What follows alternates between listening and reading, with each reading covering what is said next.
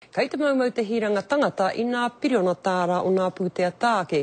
Ki te ārahi I te hunga whakakorea ngā mahi ki te whai I te huarahi whakamau, ara te Create Me Grievance. Koe nei te whakapai a David Lowe o te Employers and Manufacturers Association o Aotearoa. Kia tae ai te hunga nei, ki te karo I te 13 wiki tatari ai, mo tētahi penihana. Toko maha ngā kaipakihi e taka ana ki te raru I te nui o ngā kaimahi e tono pēni hanana I runga I te pāmamai I te whakamau. We have 56 employers who say that a personal grievance was taken against them simply because the employee needed to do that to get a social welfare benefit. E ai kia David Lowe kei aia ngā whakaponotanga, koe nei te huarahi e ārai he ana, te hunga kua whakamutu I a rātou mahi.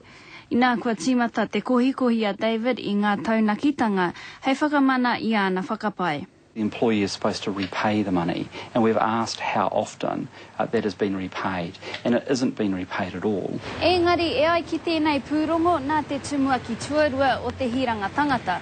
Kaore rātou I te whakahauhau I ngā kaimahi kia whai I te huarahi whakamau, ara te personal grievance. Engari te taukua pahure, e rua te kaumawhitu, ngā penihana kore mahi I whakamanahia e rātou, mō ngā tangata e whai ana I te huarahi whakamau. He tohu anō tēnei o ngā uauatanga o te wā, ka tau mai ki runga o ngā pakehi tuku mahi. I nā te kia David Lowe, ka tika anō kia tūia hei māngai mō rātou. He was so hurt and upset by the whole personal grievance process that he seriously considered just giving up his business altogether. Te āhua nei he take tēnei me kore e noho pāeko, engari me tere whakatika.